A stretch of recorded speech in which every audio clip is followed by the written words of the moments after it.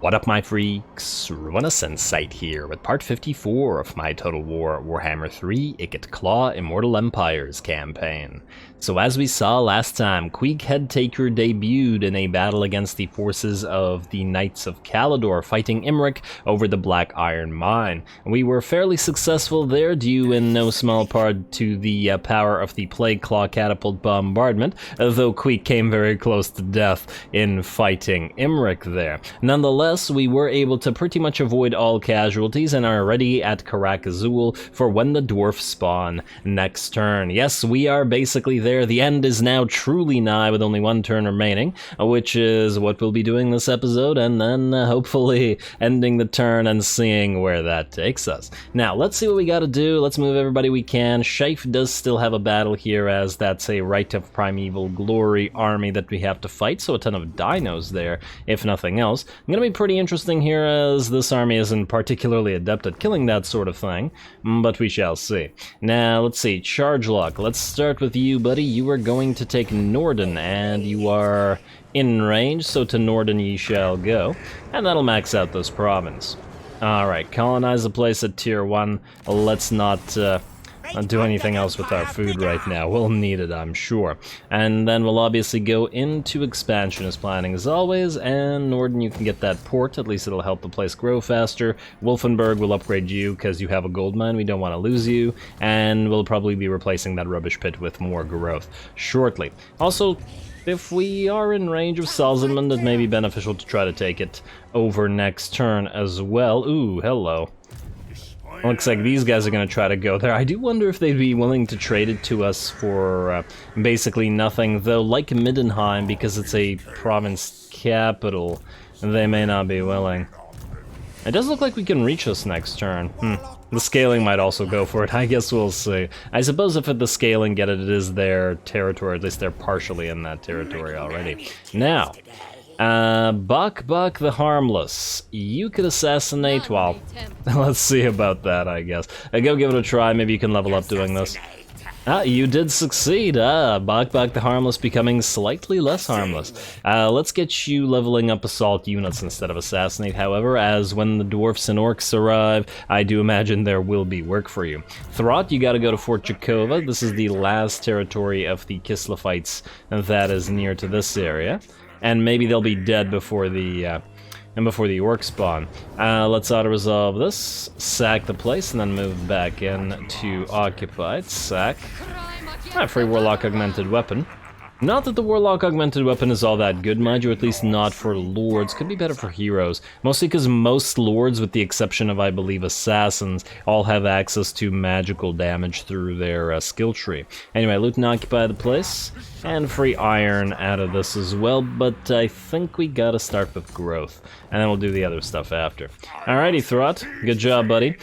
You still have to fix up your army as and get yourself some better stuff, but that'll have to wait a little bit. Now, who needs to move? Who else, I should say, needs to move? Shaif will save you to last because you're about to fight Cyprus. Are you able to reach Carrickhearn? Yes, alright, you're there, you're ready to defend, and hopefully not die. Well, actually, I don't really care about Cyprus that much. I do kind of care about Metabol, though. And interestingly enough, his army is not very good at killing dwarven units. We have no artillery to speak of. Slingers are not going to be very good against all that armor. Well, we'll see. And he is not immortal on top of all that. Yeah, if there's like 4 stacks here, it's gonna be a toughie holding the place. It'll have to be up to the towers to do a lot of the damage, hopefully.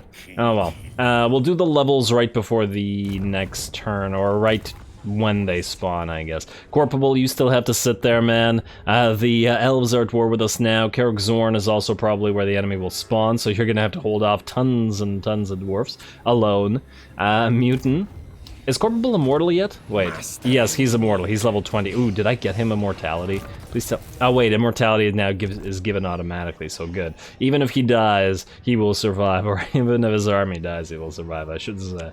That makes a little bit more sense. Metabol, yes, Mutant. You are ready to move into Xerexil. Can't spend any more turns here, so I mean, I guess we could technically move out here and stay there, can't we? Assuming that the enemy can't move the turn that they spawn. And that'll give us one more turn to get a little bit more mana. I hope I'm not wrong about this.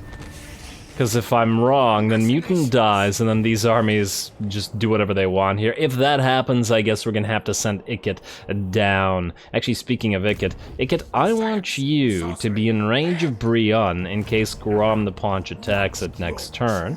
Or the turn after. No, he'll declare war on... That's actually an interesting conundrum. Let's put you here. Not so far from the massive forecast that you can't reach it, but also a little bit further or a little bit closer to Brion so that maybe you can attack this guy next turn. Something along those lines. Garth, you... 1337, nice. Let's put you into Carrick Ziflin. And you do have a decent amount of mana as well. Hopefully you can hold, though once again, I don't know. Plague Monks versus Dwarven Infantry, especially high veterancy, probably high eliteness like Hammerers and Ironbreakers and stuff. It doesn't seem super likely, but maybe the catapults can do a lot of work. Yeah, this is gonna be a toughie. It's also gonna be very fun. Buck the Lethal. Now, Uzkalak would be nice. These guys are building up an army there. Can we leave Carrick Vlag, though? I mean, it's fairly sparsely defended. The question is, can you take Uzkalak? What's in here? Oh, the garrison's kind of weak. And maybe we shouldn't let this army build up. The problem is, if this is where the enemies spawn in giant piles, they'll go for us. I'm almost tempted to destroy Uzkalak and leave it a ruin. Because if we have one turn, we don't have time to take both, do we? Yeah, this is kind of an interesting question. But if we don't do anything about this, they'll just send a bunch of stacks here anyway. Oh, man. It really depends on what these stacks do as well. You know what? I think we have to try to take Uzkalak. Oh, you're level 20 as well. Got your immortality. And we're still holding on to this guy's skill points because I'm not entirely sure what to do with him yet in terms of what his army is gonna go. Though I have several other ideas, like 4 or 5 different army ideas that we haven't tried yet, that we are going to go for. Anyway, you head out to Uzkalak, buddy. Well, let's see if you can take this. I don't know. A little bit worried about... Oh, Pyrrhic Victory. 2 of your rattling guns die. We're gonna have to work for that one, but we'll give that a little bit of time. May just fight it regular style because it seems easy to me, but we'll see. Well, I guess Shife does have to fight as well. Let's see. Buck, Ronan, Typhus Rat, the Warpsmith. You were headed out to join Throt because he needs a caster. Ratmech and Arcstorm and, yes, Nagarond. I was gonna set up an Undercity there, but it almost seems not worth it. I wonder if another city is generating more money. Haggrief is at about the same, interestingly enough. Well, these guys won't be too happy with us, but I don't see any other options. It's banned under Empire. Maybe we'll find another place shortly. Alrighty, and then obviously we'll go for the subterranean pit here, even though once again it's kind of costly. We'll go for the deeper tunnels. We don't really care about the vision here, but we very much do care about the money. Even if it's not a great amount of money now, it will eventually, or at least... Oh wow, actually it won't. Huh. This is all that Nagarond earns? This seems like it's not enough. At tier 5, faction capital, with the Dark Elf port. Interesting. Well, maybe it's not so important that we build this right now here, then. At least not right now. Anyway, let's leave it alone for now. Let's just build the maxed out subterranean pit and let the Undercities hopefully start growing in these territories. Maybe we'll find a place that actually generates decent amount of income. Looks like the Dark Fortresses are the way to go. Twice as much as Nagaron and Kunkwata alone. Anyway. Well, let's move the rest of who we need to move. We'll leave the buildings until after the fight, however, just to spread some stuff out. And hey, we got a warp fuel. Somebody commented that maybe the warp fuel was bugged, and I was very concerned about that possibility. But it looks like we can, in fact, get more warp fuel. It just seems that we've been extremely unlucky over the last few turns. Which is a shame, but what can you do? You, assassin. You're exhausted, aren't you? Alright. Nurglost, can you assault these troops? 69, nice. Yes, you can assault those troops. They will heal up. That was actually a fairly decent amount of damage. I'd be curious to see if they try to do anything with that. Both of these armies could try to attack Varenga Hills at the same time. You're exhausted, so you can't do anything, so you just stay here. Damn, I was really hoping that this army would stay here and hurt the enemy more when the Karazakarak dwarfs spawn, but it don't look like that's gonna work out. Alrighty, Anno, you... Oh, you have to join Queek before the dwarfs arrive. Let's get rid of the Skaven slave unit. Put you here. Good. I'm sure Queek will need you on the defense. Alrighty, Plague Roll, Canarch Storm, you're the last two. One of you is heading down to this location, and the other one's headed out to do Undercities. Although, you could probably steal another tech from Fort Stroghoff before this faction is destroyed. Give it a try anyway. Ah, there you go. Well done, buddy. I should really name these two tech thieves because I'll forget otherwise. You know what? TF. There you go. And who was the other one? Yeah, see? Exactly. I'm already forgetting. Rename TF. There you go. Alright. Next up, who do we still have? And nobody? Beautiful. Oh, damn. You know what I should have named them? I should have named them Lab Rats. Because they're stealing tech. Yeah, I like that better. I guess I could have named them Malar. Well, I'm not retyping that, so no. Now we're going with the full word. Yes, I'm wasting time on this. That's right. Lab Rat. Wait, did I name the other guy Lab Rats? You know what? I kind of like that. I kind of like this particular Lab Rat's name to be Lab Rats, plural. Anyway, now we attack. Now that that time's been wasted, Shaif, you are gonna have some fun by the looks of this army, because once again it's a Rite of Primeval Glory army, so Feral Carnosaurs, Feral Stegs, and Feral Basties, the work will be cut out for our Warplock Jezzails and our Poison Wind Globadiers. I would imagine that our best bet is to target the Feral Carnosaurs followed by the Stegodons, and ignore the Feral Basties to last, mostly because they're quite tanky and yet don't do as much damage as the other two. And then there's the settlement garrison to be concerned about as well. Now, we should also probably try to focus down the enemy lord. Anyway, let's give this a try. Let's see if we take a lot of damage. It does say close victory, and this is very concerning.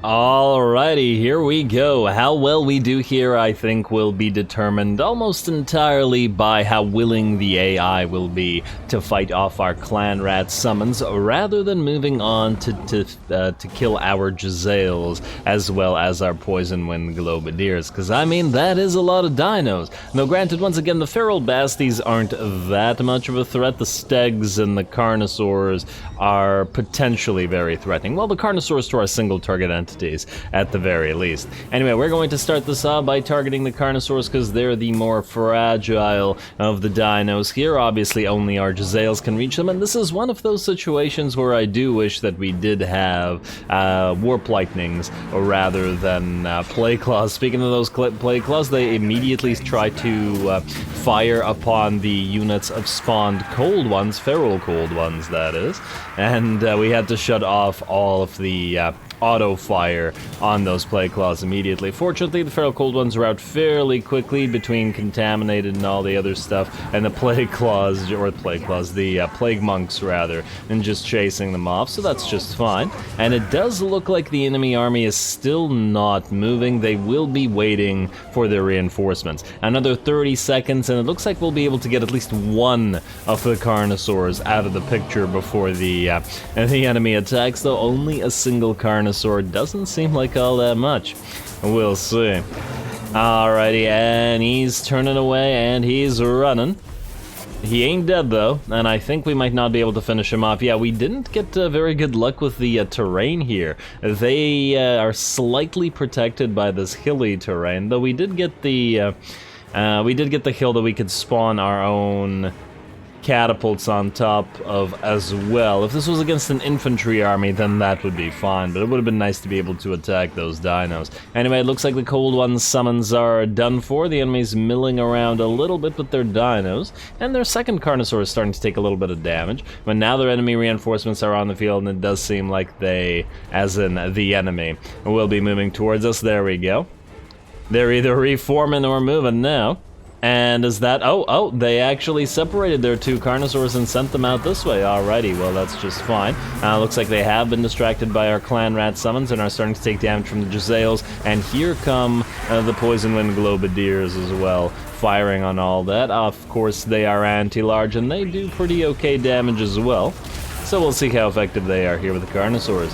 And there's the bunch of Stegs and Basties coming down that hill all at the same time. We are obviously countering with our Vermintide summons, as well as even the Menace below to immediately make a big line of infantry. So 1, 2, 3, 4, and then 5 summons all at once if we count the one that we used to stop the Carnosaurs. Speaking of the Carnosaurs, they're actually looking to be in pretty bad shape already. One's in maybe a third of its HP, and the other one's at 2/3, and they're in Rampage as well.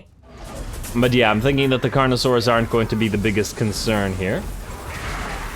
There we go, looks like that one at least is going to charge through the Plague Monks, but this one is now out. And it is broken and very badly beat up, but here come more enemies. What the heck was that effect? Huh. Was that the bell, perhaps? It wasn't the nuke. I'm not sure. I missed what the... Oh, that was the Dreaded 13th. Okay, yeah. That was the summon of the Dreaded 13th. We popped the ability to summon a unit of storm vermin with halberds and the biggest blob of enemy dinos to try to stop them. Fortunately for us, the enemy is keeping most of their dinos together, which certainly works in our favor. And it looks like that Carnosaur is about to get brought down by the Jezzails and the Poison Winds as well. Well done, everybody. Our Plague Claws are not yet firing, unfortunately, but I mean, they would be killing our troops a lot more than the enemy is. And speaking of killing our own troops, the Poison Winds are pretty adept at that as well. Alrighty, here comes the Packmaster. There should be a Plague Master, damn it. Here comes the Packmaster to use that Brood Core to help out in single target attacking these two Stegs, or actually a Bastie and a Steg over on this side. It looks like this one's already broken, fortunately, and at half HP, and then we'll be switching to the other one shortly. And now it's finally time for our Plague Claws to activate as the enemy's reinforcements are on the field. We still haven't actually committed any of our normal army to this. Not a single unit other than the Plague Monks that got charged a little bit. It's all been Vermintide summons, though we are rapidly starting to run out of Winds of Magic. One of our Plague Priests is also being chased around by the enemy Croxagore Ancient, but is continuing to move around, annoy the enemy, and continue to summon units, so maybe that'll go well. Yeah, unfortunately, because of the Poison Wind Globadiers, it does make this battle a little bit difficult to see as to where the dinos are getting hit, because everything around them suddenly gets those Poison Winds on them. But what can you do? And here comes some nice Plague Claw bombardment into this pile of skinks here, if it manages to hit. Please. Bombardment. There we go, a little bit better. As they move closer, they'll get hit more, I'm sure. Now, what's our dinosaur situation? 1, 2, 3, 4, 5, 6, 7 looks like still on the field, but that's about half of what they started with, so it's looking a lot better. And the Poison Winds and the Jezzails are still doing work. They're doing overtime work today. All the damage is coming from them, though to be fair, this army hasn't, ironically, despite being reliant on Plague Monks, doesn't use them all that much in most battles. There have been a few battles where we did have to commit the Plague Monks a lot, and those have been pretty fun as well. But yeah, it's nice to mix it up, I guess. I mean, let's face it, this is a pretty different battle than the ones we usually fight, just by virtue of having to fight off all these dinos. And yeah, once again, all these effects make it real difficult to see what the heck is going on over there. But I'd like to think that the dinos are starting to be in pretty bad shape. Let's see what we got. Looks like the enemy Lord is now being focused down and is about to hit half HP. 3 dinos remain in the center, and I believe that's it.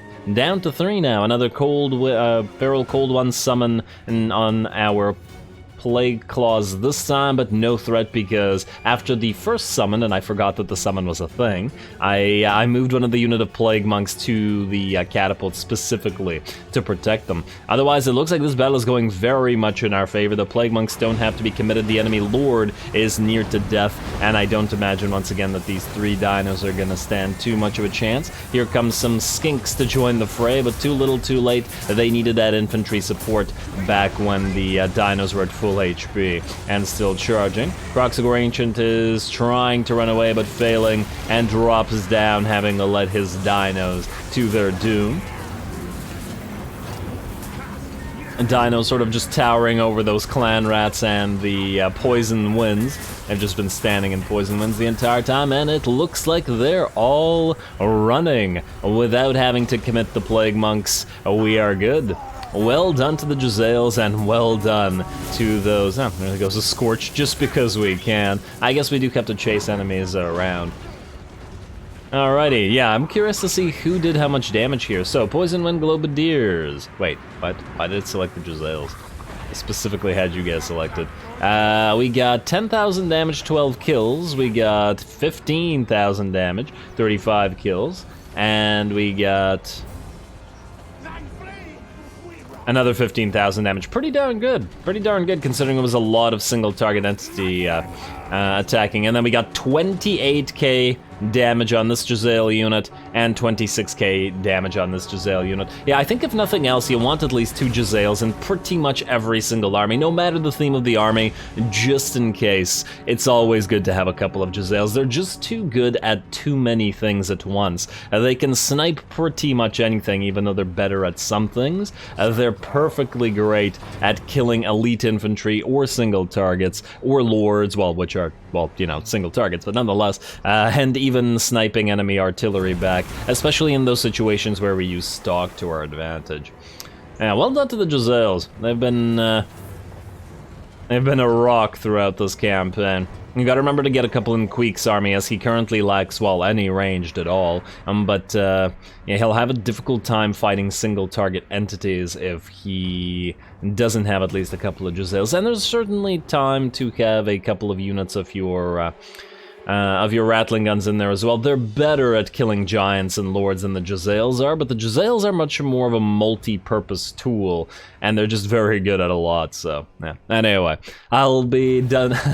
I guess I'm done singing the praises of the Jezzails, and just one brief singing of the praises of this map, because it's a damn nice map, especially when we've got this Skaven green color scheme all over the place, and all of these pyramids in the background just sort of glowing. It is quite a lovely map. I kept looking around at it during the battle, and then forgot to mention it until now. Anyway, there we go, decisive victory. Looks like not too much damage at all, and I'm pretty happy. That's one wasted Rite of Primeval Glory.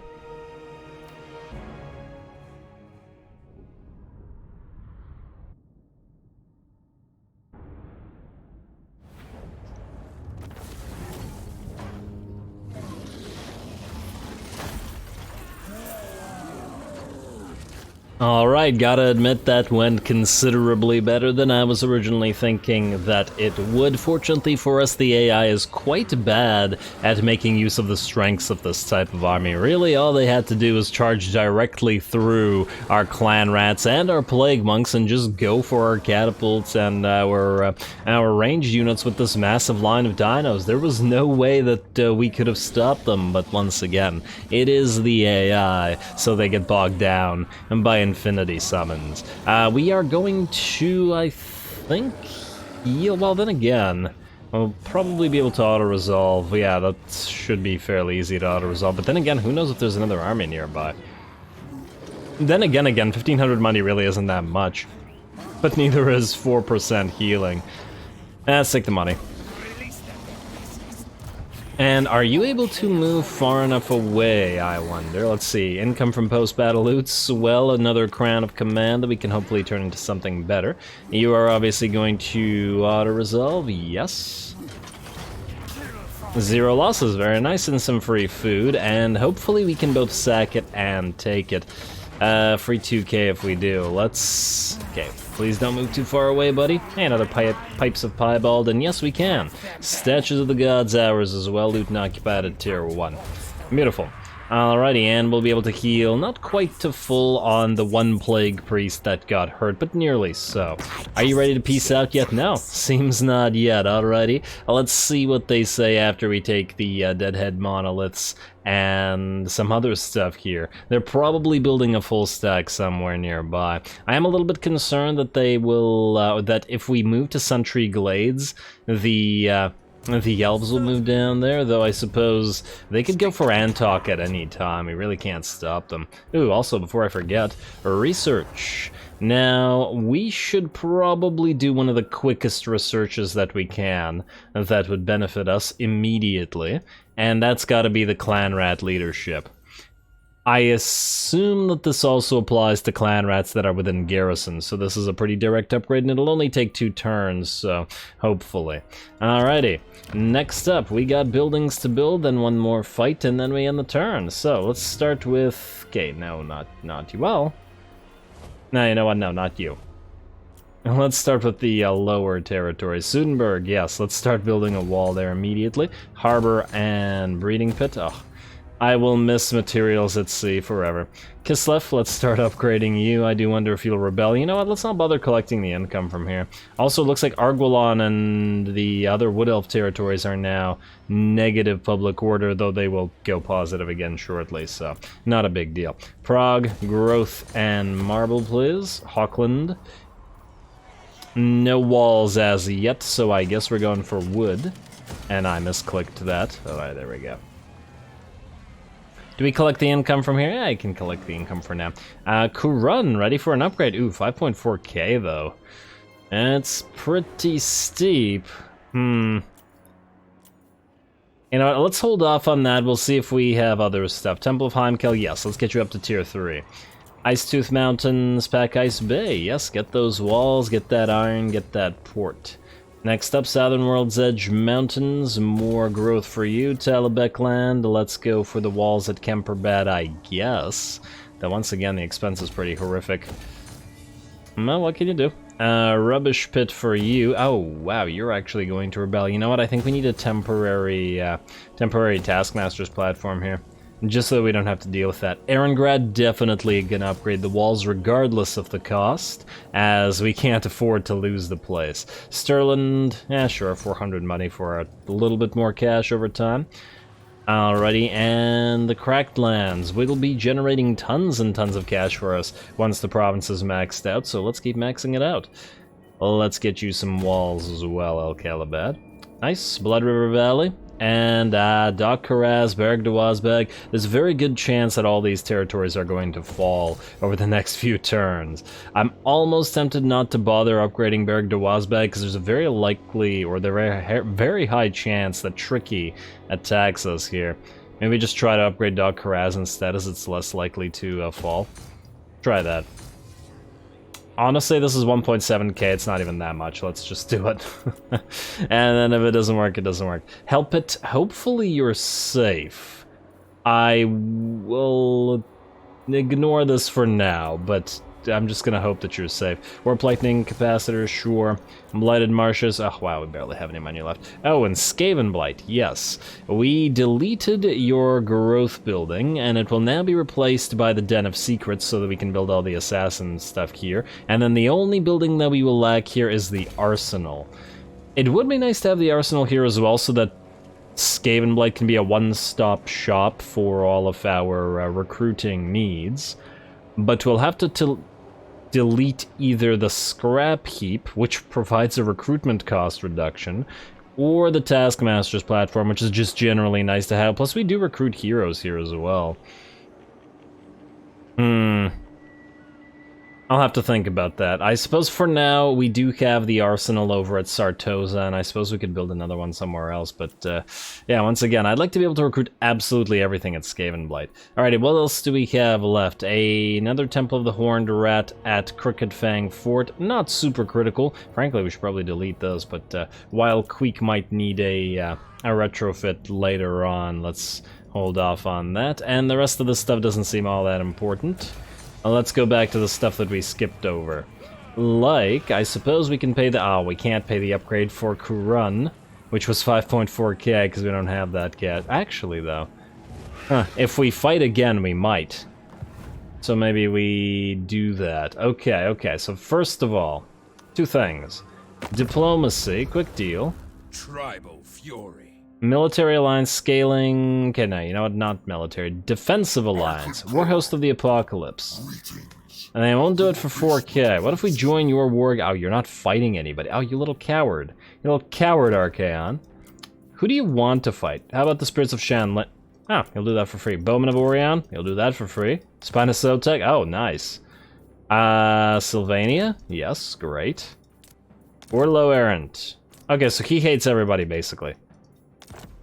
Swell. Swell. I mean, it kind of makes sense that Archaon hates everybody.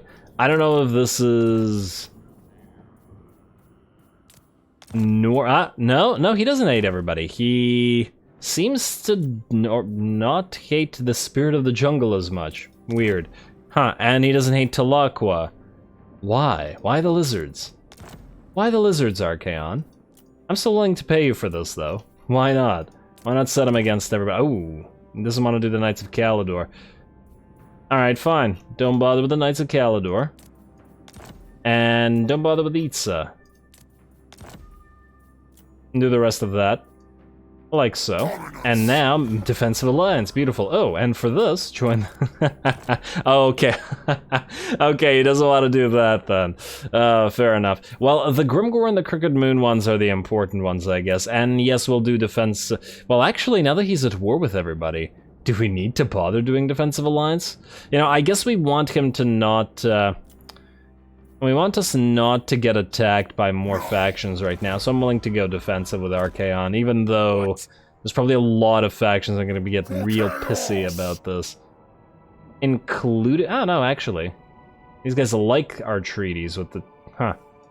True savages. Kind of odd. I thought that the Heralds of the Tempest didn't like the Warhost of the Apocalypse, or at least they didn't earlier. It's very strange because the Dolg and his vassals are currently fighting, but, well... Bloodthirsty. I guess that's just the nature of chaos in some ways. It doesn't make much sense. We will, I think, skip the military alliances, though, with the rest of those guys. Alrighty, that looks good to me. Let's do a quick little attack on... Where was it? Uzkalak, here. We'll skip the level. This is probably going to be actually a more difficult take than it looks, by virtue of the fact that this army isn't really adept at doing this, but hopefully Bok Bok the Lethal can do some work. Actually, funny thing about Bok Bok the Lethal, I gave him the rocket boots, as well as the Banner of Verminous Scurrying, so he currently moves at 95 speed, which is going to go up plus 45% in battle. Plus the rocket boots by a foe seeker. I want to see how speedy we can make them. Yeah, just for the memes. But yeah, Uzkalak, here we go. Let's do. I might as well do this cinematically as well. It might be fun to watch if nothing else.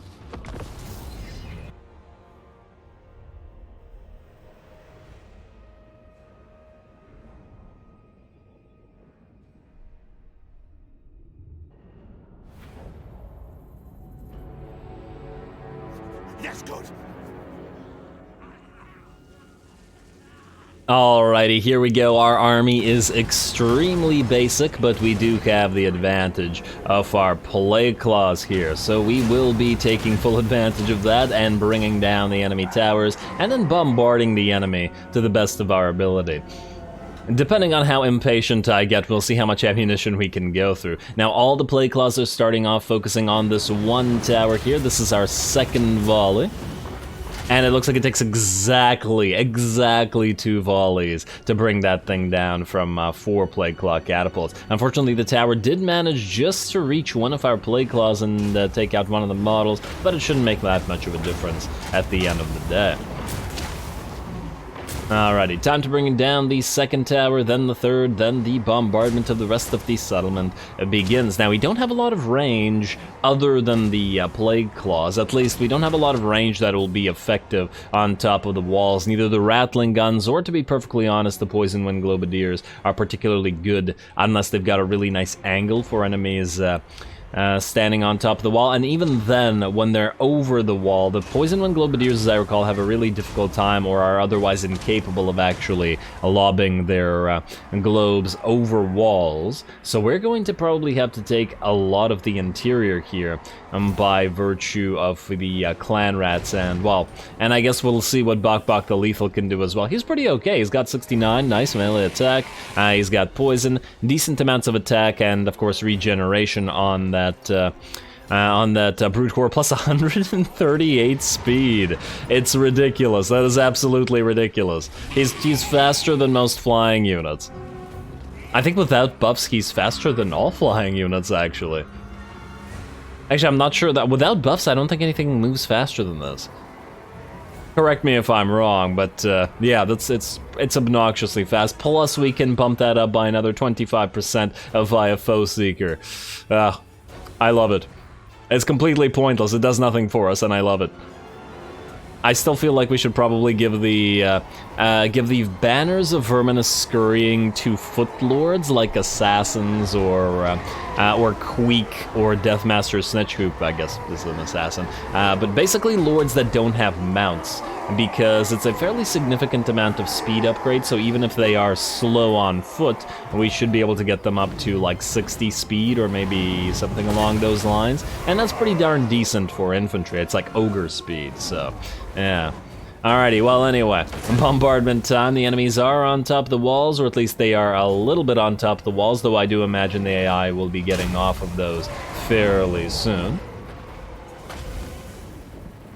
And we're also going to send our lord in to attack that gate shortly as well. There he goes. Look at him scurry.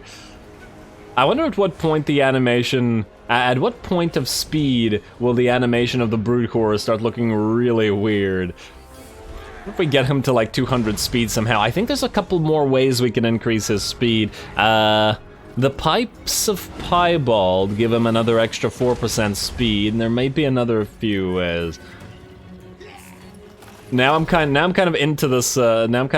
Idea. We gave him the rocket boots, or I'd like to think we actually put a bunch of rocket boots on this Brood Horror. There you go, buddy. Alrighty, well, you enjoy.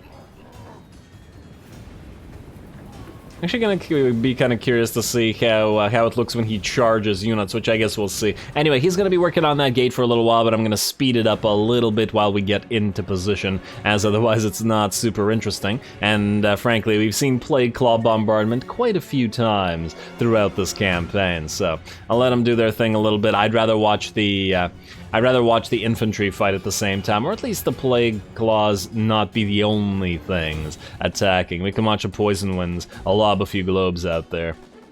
Alright, everybody moving up now. We're obviously also attacking on this side of this particular map because it has a bigger, or better, I should say, blind spot, in my opinion, than this side. Though obviously this side has the same one, it just has more towers on that side. And there we go, we've moved in our Skaven Slave Slingers, who are our only slinger unit here, and they're probably not going to do too much, to be frank. But at least they're annoying the enemy, and they might actually force them off the walls as well.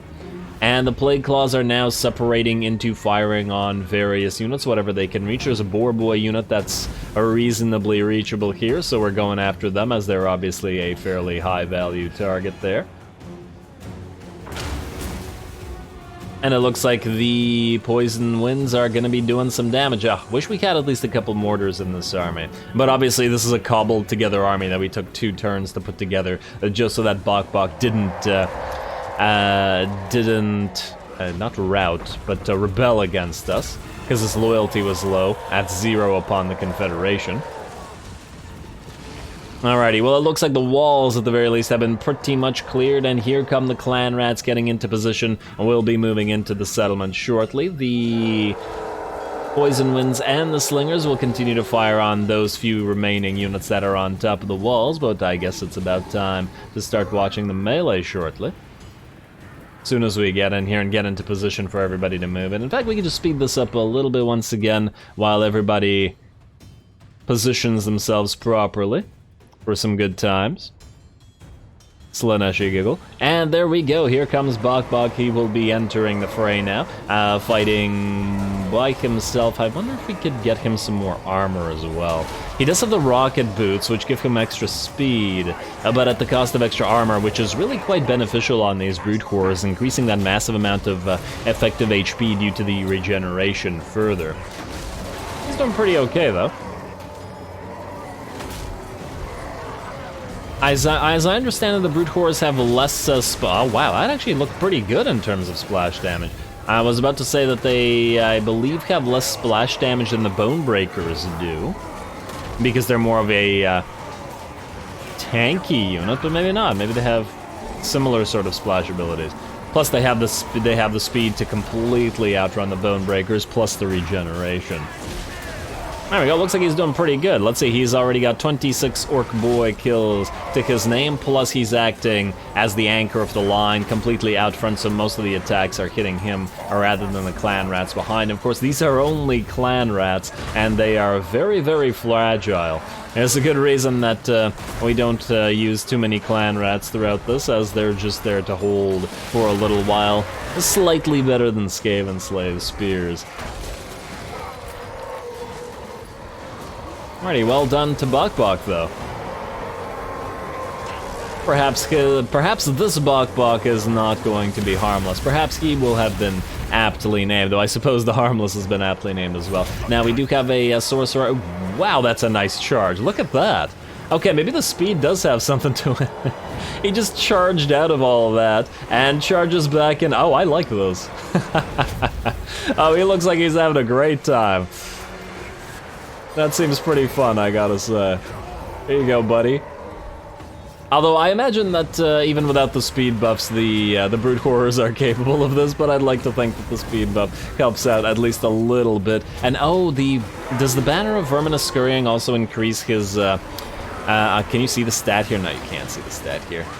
I was wondering if it increases his acceleration speed. I think that the Banner of Swiftness does a plus 200% acceleration deceleration thing, doesn't it? Maybe this thing does as well. I gotta check it again afterwards. And here come more Orc Boys. I gotta stop moving the camera. I'm just trying to keep up with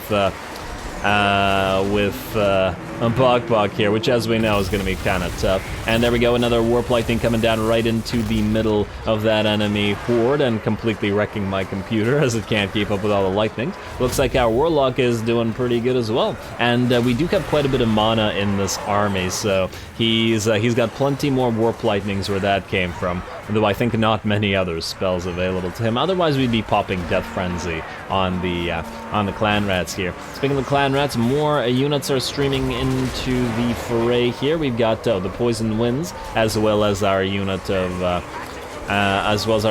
Rattling Guns. We do have to be careful of those Poison Winds because they'll do more damage to us and then to the enemy if we let them. So we're going to have them target specifically units that are routing. And definitely not units that are in the middle of the fray. The units in the middle of the fray are having a horrible time as it is anyway, and most of them, by the looks of it, are already running. Not from the Clan Rats, of course, but rather from that Brood or slash Bok, plus the combination of those repeated Warp Lightning rather, spams. A Chain Lightning would have been just as dangerous to us as to the enemy, even if we had access to the spell. Alrighty, good job, Bok, taking a few shots from those Rattling Guns. We're now firing into the middle of the remainder of the enemy. I also want to point out that this entire time our Plague Claws have been continuing to bombard enemies. We can see a bunch of units here. There's an Orc Airboy that's dead. There's another one up there. There's probably a few more units that have been taking lots of hits. Oh, it looks like Bok is hurt, though. He's down to a little bit lower than half HP, though once again, we do gotta remember that he does have regeneration and he does have access to a potion of healing as well, so he's pretty okay. And he can continue chasing these guys around with impunity. Also, yeah, Goblin Wolf Rider Archers are definitely a fast-moving missile cav at 97, but 138 means that he can catch them anytime he pleases. I wonder how effective or how quickly he'd be able to kill them there. Alrighty, and our other Rattling Gun units are moving into the settlement here. The goal, of course, is to set them up so that they can fire on enemy units coming down. There is an enemy unit of Trolls, a Lord, and a couple more Boar Boys that are milling around up here that haven't committed themselves to the fray, which is a little bit odd, but, you know, allowing us to take the settlement pretty systematically like this. Oh, just the one orc left from that mob there. And down he goes as well.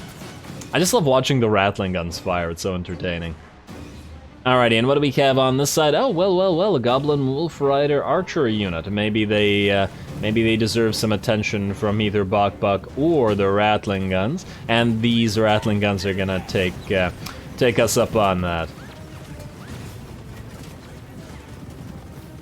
And and here comes Bok as well. I just really enjoying watching that thing run. There you go. Oh, damn. The Brute Core is a lot bigger than I thought. Well, I mean, I guess the Wolf Riders are tiny, but still. I wasn't expecting it to tower over them as much. Alrighty, and now they're trying to get away from Bok, but continuing to take hits from those Rattling Guns, and are just going to run out of that gate like, nope, city can fall, we're out of here. And I do expect that sort of behavior from the from Goblins. And frankly, I expect the exact sort of behavior from Skaven. Anyway, there we go. It looks like we've cleared our beachhead and are going to move deeper into the city a little bit. Just going to speed it up as we try to maneuver our way forward to the to these barriers, as it looks like the enemy is going to continue staying up here and not come down and fight the rest of our units. Bok has found a small unit of remnants of Boar Boys, though they took a volley from our Poison Wind Globadiers and are now no longer viable once more. There we go. Alright, well done to the Poison Winds. Unfortunately, at this point, our Plague Claws have also run out of ammunition, so nothing for them to do, and we just gotta wait. Also, apparently neither the Poison Wind Globadiers nor the Rattling Guns can actually target this tower. That's kinda neat. Annoying, but neat. It looks like the angle is such that this little building blocks it off, which is kind of interesting, because it can't fire down on us, and we can't fire up into it. Or at least not with these units. We're going to try the same thing with the Slingers to see if we can make that happen. Anyway. Oh, no, it looks like the Slingers actually can fire on it, so the others just don't have a high enough arc, which does make sense, I suppose. And there we go, here come the Trolls. Bok the Lethal's obviously going to move in to counter them. Gonna get a few of those Poison Winds going, and shortly, a Warp Lightning right into the middle of them as well.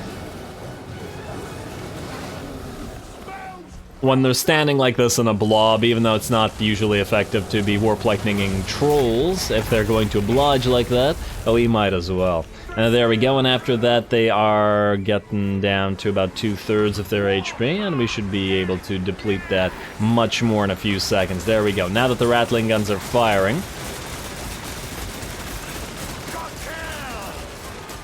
let's see, after one volley, they're down to about 1/3, and they are shattered. Beautiful. Well done to the Rattling Guns, and is the enemy army going to continue? The rest of us, no, they are not. That last unit of Trolls was their last hurrah, and with that, Bok the Lethal takes his first settlement. Well done, little guy. I love your ability to run around. We'll see how much more speed we can stack on him, because clearly it's necessary.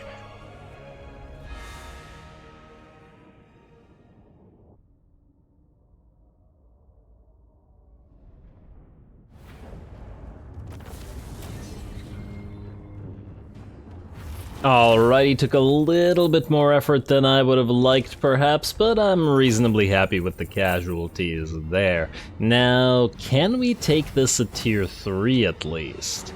It would be nice if we are to defend this. I mean, tier 4 would put us down to yellow, which I don't think we necessarily want right now. The leadership in own territory is probably something we want for the defense. Alright, well, either way, we sack it first. It's actually barely worth sacking. Huh. Maybe we just don't even bother. The extra 1500 won't change anything. Will this take it down to yellow? No, it looks like it won't. It'll be very close to it. Huh, wait. How much food is this again?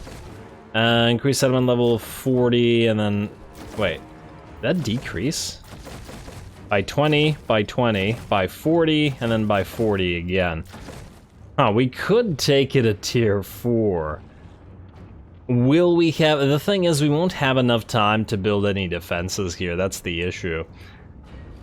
Though tier 4 will naturally give us a better defense here, depending on if we can actually hold the orcs back at this location. Well, you know, it might be worth the risk. It might also be a terrible idea. You know what? Tier 3. Because I'm just thinking, we currently lose 130 plus whatever per turn to consumption, so it'll definitely drop. Yeah, so tier 3 I think is the better way to go. Alright, at least that way we can immediately begin to build defenses. And, okay, we don't need... You know what, actually we may need that. We can't build the poison slingers, but a few, at least, regular Night Runner slingers wouldn't be amiss to put on the walls, I think. So let's join these clan rats together. Let's delete this regular clan rat, and then, or not clan rat, Skaven slave unit, and then let's get a couple of Night Runners with slingers. They're not great, but they're something. And then let's immediately start building the covert choke points. Yeah, the sniper nests are garbage, unfortunately, but, you know, with the enemy spawning next turn, I doubt we'd have the, like, 8 turns or whatever necessary, even if we had built it at tier 4. Alright. And... the scrap heap probably won't help us any. The breeding pit might help us with the casualty replenishment rate, if nothing else. It's probably the way to go. I'm just wondering if there's anything here that would help us in terms of holding this as a choke point. Yeah, let's delete the scrap heap. I don't really care about the... Ooh, actually. Wait a second. Maybe I'm wrong. Keep the scrap heap for a turn. And we may be able to get some global recruitment going here, which might be necessary for Bok Bok. Alrighty, well, that'll have to be done next turn, and I do believe... after the upgrade at Kurun... Oh, you gotta be kidding me. We're 200 gold short, aren't we? 5,400. Okay, will anybody give us 200 gold? Ugh. But is it for something that we want? Non-aggression pact with the Heralds of the Tempest. There you go. 273 gold. Perfect. Marauders all. Alrighty, well, hopefully nobody gets too angry at us for doing that. And let us upgrade Kurun, and then let us see. Here we go, time to end the turn. Let's see where the enemy spawns and what kind of things it spawns. With Mutant, I really hope I didn't screw you over by putting you outside the settlement here. Can you go even further away from the settlement? Like, I'm worried about an army spawning, like, right beside him and being able to attack him despite not being able to move. Well, I guess we're gonna find out. If he got screwed, he got screwed. And that's the nature of the game. Alrighty. And hopefully a bunch of other factions don't randomly declare war on us right now. We really don't need it. Probably should have checked out if anybody was willing to peace out with us right now. Cetra. Okay, good. He just wants the military access. I was thinking he might declare war on us, and that might have been concerning. Tricky is going to attack the settlement garrison at Barak de Wazbeg.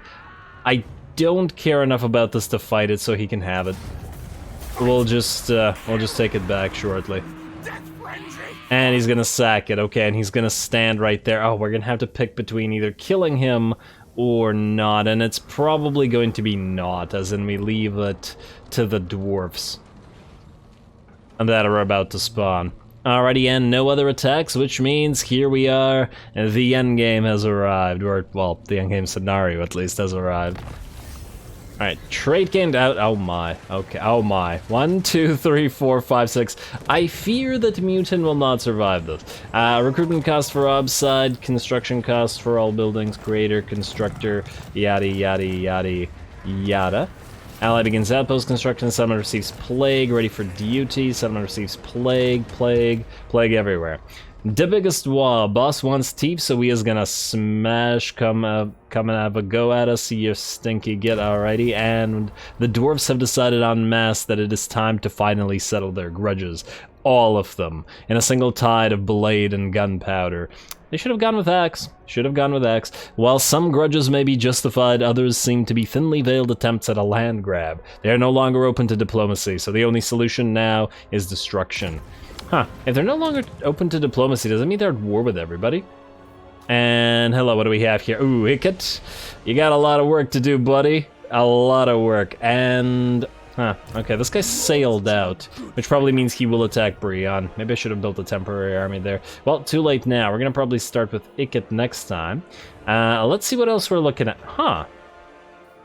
Wait, where are the bloody hands? Wait. The orcs did spawn, right? Is there any way to tell? Yes, they did. Yes, they damn well did.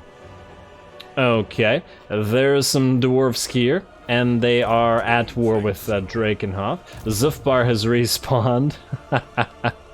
Oh, Vlad, you are not in a good position, buddy. I do have to wonder where all these guys are gonna go. And these guys have actually... oh, they didn't spawn at Saber Mountain. They spawned outside the Falls of Doom. And they're... okay, no, they are at war with the Heroes of the Tempest. There's Grimgor. I worry about Uzkalak. Hopefully we can hold here for 3 turns until the walls are at least built. Oh, damn, what are... no! Hellcroft, no! don't go for Carrick Vlag. Oh, we wanted that for ourselves.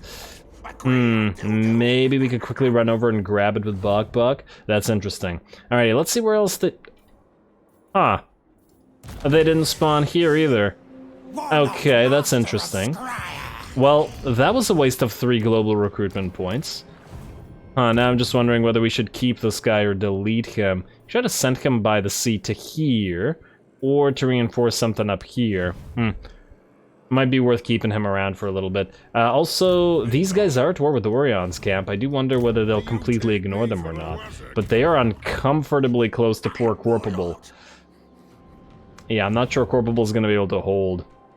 Who is gonna be able to hold, and who is not? Alright, also let's see, Carrick Hearn is 3 armies. Okay, so it's not horrible. But Cyprus's army is not great. It's not even decent. I'm sure it could defeat a single stack, but 2? Less likely. 3? Probably not. Cyprus, though, we don't care about. Metable is also going to have to fight 3. Wow, that's a lot of Trollhammer torpedoes. No artillery in that one, though. And few... oh my lord, it's 6 Iron Breakers? Okay, 6 Iron Breakers alone would be tough for this. Yeah. That's going to be interesting. We do have tier 4 towers here, so at least we can damage them pretty heavily. And Ziflin spawned as well with another 3. Let's hope Garth can hold this. Hopefully they go for Ziflin rather than going for Blackstone Post. We may need to get a few more temporary lords up and running just to try to do a little bit of extra damage. Anyway, I believe that's it, or at least those are the spawns that concern us right now. There's a few others all over the world that have also spawned. Oh, huh. Karakazorn is actually a faction that's... wait, interesting. Karakazorn spawned, but Greybeard's Prospectors didn't. And I assume these guys spawned as well. Do they give us a vision of all of them? And it looks like they do, at least for a turn. Grumbrindle's faction spawned. Well, that's going to be a little bit of a toughie for the Dark Elves up here. Oh, interesting. He's at war with Nagaron, but he's not at war with the with Harganeth at all. Oh, and Krakadrak did indeed also spawn right beside Aventris. Oh, well, he's probably gonna die. Wait, they're not at war. Can we tell you to join war? I don't actually care if his army dies. Wait. Eric... Krakadrak, yes. No, he does not want to fight Krakadrak. He's frightened of them. Great. Looks like we ain't gonna get too much help from this. Alrighty, well, I am going to call this episode here, obviously. Next time, we will begin by having Ikit start on these armies. He does have lightning strikes, so we'll be working through them one by one. Let's see how many of these he can take out before his army gets too damaged to continue over a single turn. I'm hoping a decent amount. But we'll see. He hasn't faced off against too many of these. Plus, I will be downloading the Recruit Defeated Legendary Lords mod now, because, well, now the bug with it can't happen, so we will be having Deathmaster Snitch and all the rest join us as well, as in Tretch and Lord Skroak. So that should be a fun time as well. So stay tuned for all that. Don't forget to leave a like and comment. All glory for to the algorithm. If anybody knows what the heck happened to the bloody hands, please tell me. And thanks for watching.